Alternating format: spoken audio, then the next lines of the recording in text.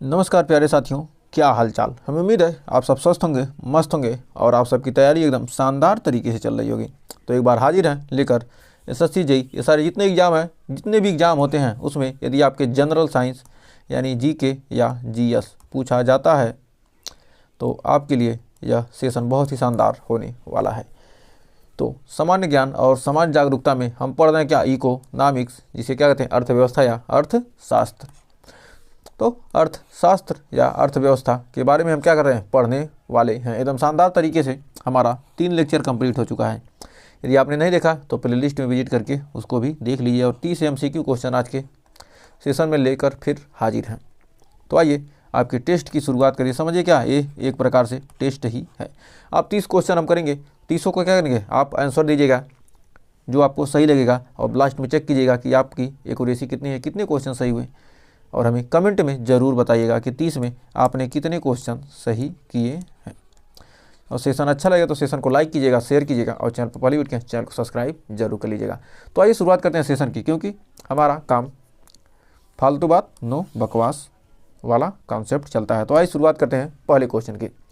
तो पहला क्वेश्चन करा, भारत में डिजिटल भुगतान को बढ़ावा देने के लिए कौन सी योजना शुरू की गई थी।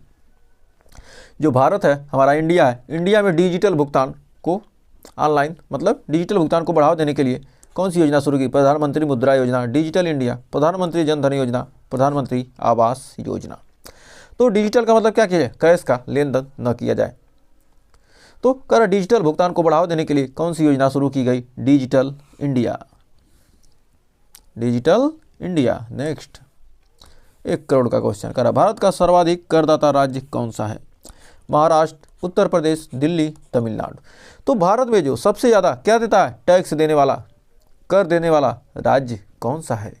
तो आपका राइट आंसर हो जाएगा ऑप्शन नंबर ए को लॉक किया जाए, महाराष्ट्र। तो बढ़ते हैं बहुत ही शानदार तरीके से नेक्स्ट क्वेश्चन की तरफ। तो अगला क्वेश्चन आपके स्क्रीन पर, भारत में मुद्रास्फीति की उच्चतम दर किस वर्ष रही। जो मुद्रास्फीति थी उसकी उच्चतम दर, हाईएस्ट रेट किस वर्ष रही, 2012 में, 2008 में, 2013 में, 2020 में। तो कंप्यूटर महाशय right answer option number B को लॉक किया जाए। तो हमारा 2008 में भारत की मुद्रास्फीति उच्चतम दर पर रही। नेक्स्ट कर, भारत के किस राज्य में रघुकुल योजना लागू की गई। रघुकुल रीति सदा चली जाई, प्राण जाई पर वचन न जाई। तो वही रघुकुल योजना किस राज्य में लागू की गई, बिहार, उत्तर प्रदेश, राजस्थान, गुजरात। तो कहाँ लागू की गई, रघुकुल योजना राजस्थान में लागू की गई, ऑप्शन नंबर सी। तो बढ़ते हैं आगे। कह भारत के में सकल घरेलू उत्पाद यानी जीडीपी का फुल फॉर्म आप कमेंट में ज़रूर बताइएगा। फुल फॉर्म, इसको हमने पिछले वीडियो में बताया था, यदि आपने पिछला वीडियो देखा है तो याद होगा। जीडीपी की त्रैमासिक गणना किस संस्था द्वारा की जाती है, नीति आयोग, भारतीय रिजर्व बैंक, केंद्रीय सांख्यिकी कार्यालय या वित्त मंत्रालय। तो हमारा इसका राइट आंसर हो जाएगा ऑप्शन नंबर सी, केंद्रीय सांख्यिकी कार्यालय। नेक्स्ट कह रहा है, भारत में प्रधानमंत्री आवास योजना किस वर्ष शुरू की गई, 2014 में, 15 में, 16 में, 17 में। तो हमारा राइट आंसर हो जाएगा ऑप्शन नंबर बी, 2015 में प्रधानमंत्री आवास योजना की शुरुआत की गई थी। नेक्स्ट कह रहा, भारत में गोल्ड बॉन्ड योजना की किसके द्वारा शुरू किया गया था। भारत में गोल्ड बॉन्ड योजना किसके द्वारा शुरू किया था, भारतीय रिजर्व बैंक, आरबीआई के द्वारा, वित्त मंत्रालय, नीति आयोग, भारतीय स्टेट बैंक। तो हमारा इसका राइट आंसर क्या आ जाएगा, भारत में गोल्ड बॉन्ड योजना की शुरुआत किसके द्वारा की गई थी। तो हमारा राइट आंसर हो जाएगा ऑप्शन नंबर बी, वित्त मंत्रालय के द्वारा। तो आपको राइट आंसर पता हो तो कमेंट में बताते रहिए, जिससे आपकी क्या हो जाएगी, प्रैक्टिस हो जाएगी यहीं पर।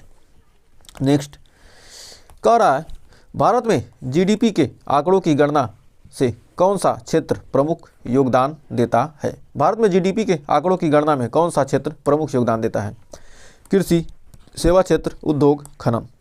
तो कह रहा जीडीपी के आंकड़ों की गणना में कौन सा क्षेत्र प्रमुख योगदान देता है।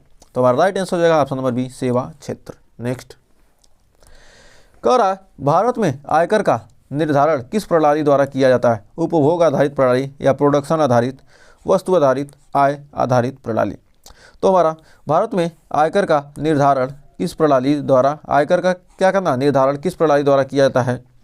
तो हमारा राइट आंसर हो जाएगा ऑप्शन नंबर, कौन सा हो जाएगा? ऑप्शन नंबर डी, आय आधारित प्रणाली। नेक्स्ट, तो देखिए 10वां क्वेश्चन क्या कह रहा है।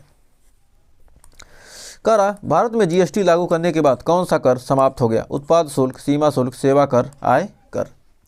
तो कौन सा टैक्स क्या हो गया? समाप्त हो गया। तो हमारा 10वें का राइट आंसर हो जाएगा क्या? ऑप्शन नंबर सी, सेवा कर।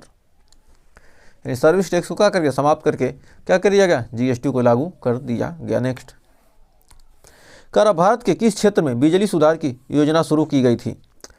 शहरी क्षेत्र में, ग्रामीण क्षेत्र में, औद्योगिक क्षेत्र में, दोनों शहरी और ग्रामीण क्षेत्र में। कह रहा भारत के किस क्षेत्र में बिजली सुधार की योजना शुरू की गई थी? तो बिजली सुधार की योजना कहाँ की गई थी? ऑप्शन नंबर डी, दोनों शहरी और ग्रामीण दोनों क्षेत्रों में क्या की गई? बिजली सुधार की योजना शुरू की गई थी। नेक्स्ट, कह रहा भारत के national institute of smart governance यानी NISG का मुख्य उद्देश्य क्या है? शहरी बुनियादी ढांचा सुधारना, डिजिटल शासन को बढ़ावा देना, स्वास्थ्य सेवाओं को सुधारना, कृषि क्षेत्र को प्रोत्साहन देना। तो हमारा 12वीं का राइट आंसर क्या हो जाएगा? ऑप्शन नंबर बी, डिजिटल शासन को बढ़ावा देना। तो देखिए 13वां क्वेश्चन क्या कह रहा है। 13वां क्वेश्चन कह रहा है भारत में मुद्रास्फीति को नियंत्रित करने के लिए भारतीय रिजर्व बैंक किस दर को नियंत्रित करता है? Repo rate, reverse repo rate, या बैंक रेट, या इन्फ्लेशन रेट। रेट यानी दर। तो यहाँ पर राइट आंसर क्या है? भारत में मुद्रास्फीति को नियंत्रित करने के लिए भारतीय रिजर्व बैंक किस दर को नियंत्रित करता है? तो हमारा 13वें का राइट आंसर होगा option number A, repo rate यानी रेपो दर। नेक्स्ट, कह रहा भारत में विदेशी मुद्रा भंडार का मुख्य उद्देश्य क्या है? विदेशी व्यापार को बढ़ावा देना, मुद्रास्फीति को नियंत्रित करना, मुद्रा स्थिरता को बनाए रखना, सरकारी उधारी को बढ़ाना।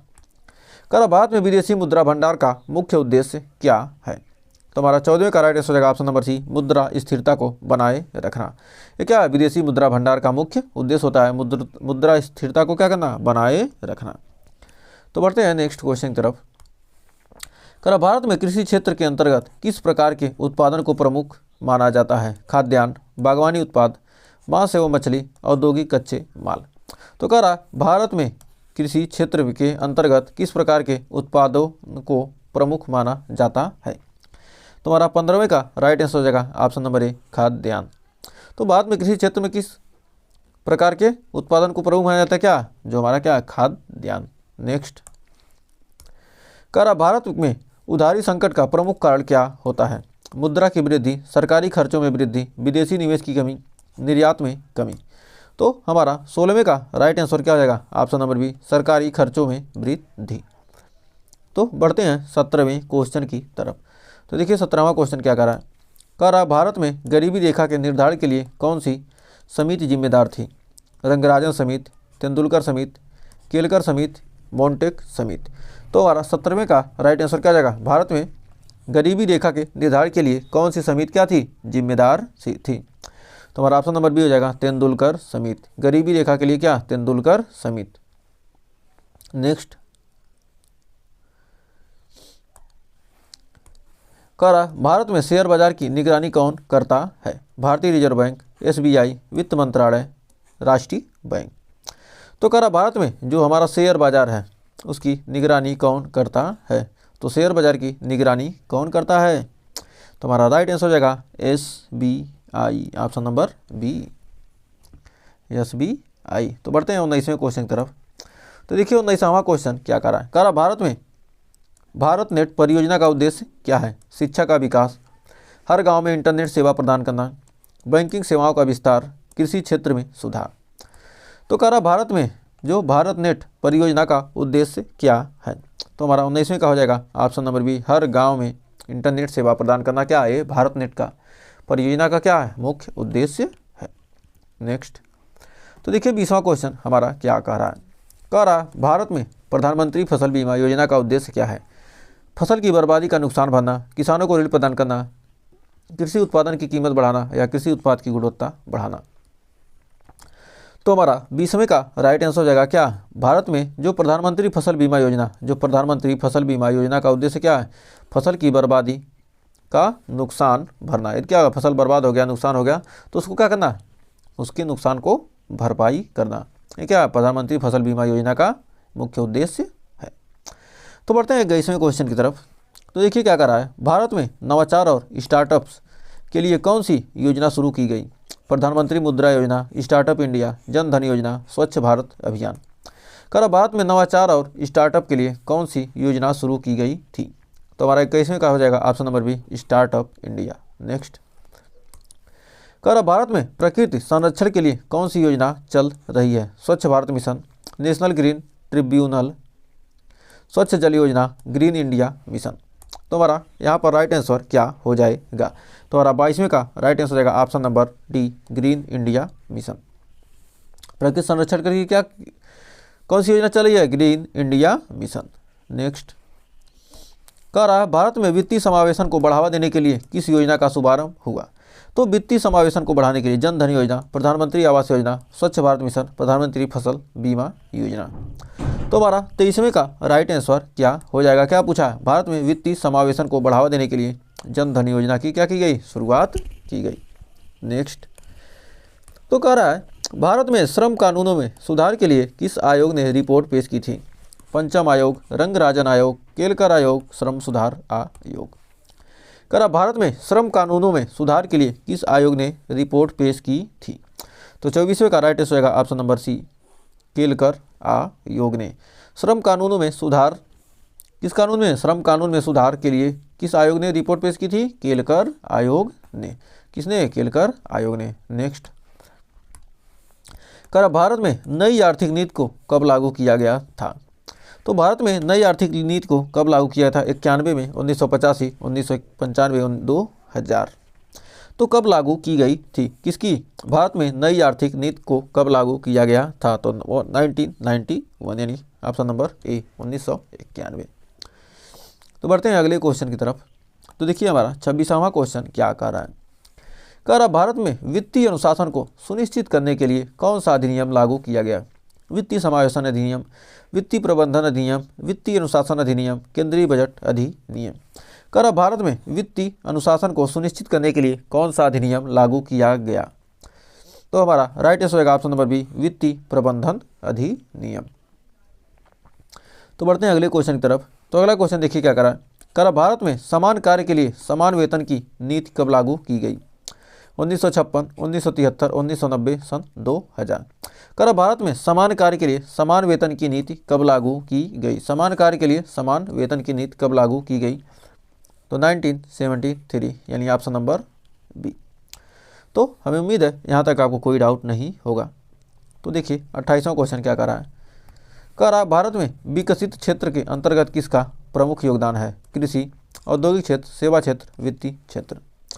तो हमारा 28वें का राइट आंसर क्या हो जाएगा, तो हमारा ऑप्शन नंबर हो जाएगा सी, सेवा क्षेत्र। नेक्स्ट, तो देखिए 29वां क्वेश्चन कर रहा है भारत में सूचना प्रौद्योगिकी क्षेत्र की सबसे बड़ी कंपनी कौन सी है, इंफोसिस, विप्रो, टीसीएस, HCL। तो कह रहा सूचना प्रौद्योगिकी क्षेत्र की सबसे बड़ी कंपनी कौन सी है, तो राइट आंसर हो जाएगा TCS, यानी ऑप्शन नंबर सी। तो बढ़ते हैं आज के लास्ट क्वेश्चन की तरफ। कह रहा भारत में किसी क्षेत्र के लिए किस योजना का शुभारंभ हुआ, प्रधानमंत्री कृषि योजना, राष्ट्रीय कृषि बाजार, फसल बीमा योजना, सभी।